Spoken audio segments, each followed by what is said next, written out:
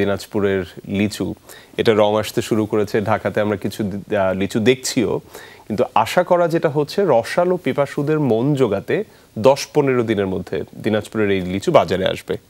লিচুর খবর আমরা জানবো। আমাদের সহকর্মী রয়েছেন দিনাজপুরে লিচুর বাগান থেকে, আমাদের সাথে সরাসরি যুক্ত হচ্ছেন মাহফুজুল হক। মাহফুজ, শুভ সকাল। শুভ সকাল।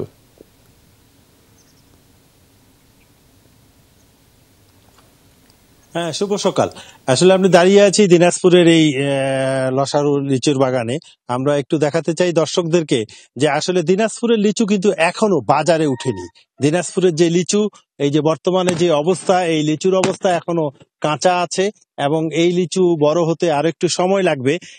এইভাবেই এই লিচুগুলিতে আসতেছে। তবে কিছু কিছু লিচুতে পাক ধরেছে, সেটা আমরা দর্শকদেরকে দেখাবো কি ধরনের পাক ধরেছে। আমরা একটু দেখাতে চাই যে এই লিচুগুলি কিছুদিনের মধ্যেই দানা বড় হবে এবং আমরা এই পাক ধরার কারণে রং আসার পরে পাক ধরবে। আসলে রং আসলেই কিন্তু পাক ধরে না, পাকে না। তো যাই হোক, এই লিচুগুলি দেখেন, এই যে ধান ক্ষেত, এই ধান ক্ষেতের কয়দিন আগেই ধান কেটেছে, এই ধান ক্ষেতেই এই লিচু বাগান এবং এই লিচুগুলি ছোট্ট একটি গাছ। এই গাছগুলি থেকে দেখেন মাটির সাথে লিচুগুলি আসলে ঝরে পড়ছে, মানে ঝুলে পড়েছে, যে মাটির সাথে লেগে যাচ্ছে। এইভাবে এই দিনাজপুরের লিচুর জন্য যে দিনাজপুর বিখ্যাত, এই লিচুগুলি কিন্তু আসলে এইভাবেই আপনার গাছের মধ্যে থোকায় থোকায় ঝুলছে এবং এই লিচুগুলি ক্রমান্বয়ে বড় হবে, ক্রমান্বয়ে বড় হয়ে এটা চলে আসবে বাজারে, বাজার থেকে এটা চলে যাবে দেশের বিভিন্ন প্রান্তে। আসলে আপনি যেমনটি বলেছিলেন ঢাকায় লিচুর বাজারে, তো আপনার এই লিচু চলে আসবে।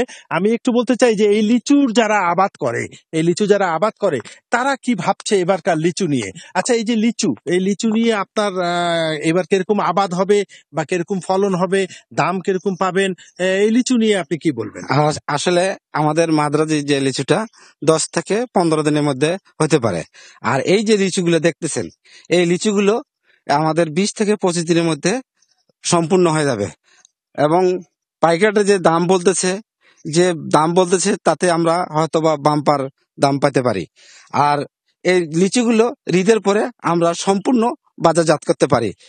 হ্যাঁ, আপনাকে যেমনটি যে কৃষক বলল, আসলে এই লিচুগুলি পুরোপুরি পাকতে আরো সময় লাগবে এবং ঈদের পরেই আমাদের দিনাজপুরে যে বেদেনা, চায়না থ্রি, এসব লিচু বাজারে আসবে। বর্তমানে মাদ্রাজি লিচু এই যে পাক ধরেছে, একটু লাল হয়ে গেছে। আপনাকে আমরা নিউজে যেরকম দেখিয়েছি, আমরা এখন সরাসরি দেখাচ্ছি, একদম লাল আকার ধারণ করতে শুরু করেছে।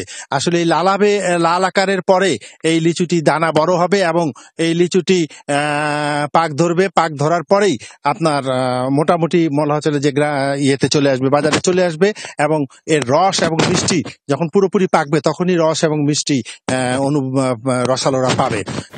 নেন্সি। মাহফুজ, আপনাকে অনেক ধন্যবাদ।